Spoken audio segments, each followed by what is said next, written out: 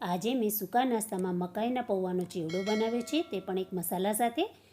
ચેવડામાં નાખવાનો મસાલો બનાવવા માટે મિક્સર જારમાં 1 ચમચી ભરી ચાટ મસાલો, 1 ચમચી ભરી આમચૂર પાવડર, સ્વાદ અનુસાર મીઠું, 1 ચમચી ભરી મરચું, અડધી ચમચી હળદર, 2 ચમચી ભરી ધાણા જીરું, અડધી ચમચી ગરમ મસાલો, જલજીરા પાવડર 2 ચમચી મિલાવી અને એકવાર મિક્સરને ફેરવી લઈશું.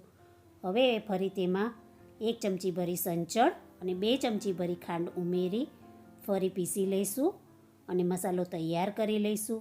આ મસાલાને તમે કોઈ પણ ચેવડામાં વાપરી શકો છો. કેવડો બનાવવા માટે આપણે બધું તળી લઈશું, જેમાં શેંગદાણા તળી લઈશું.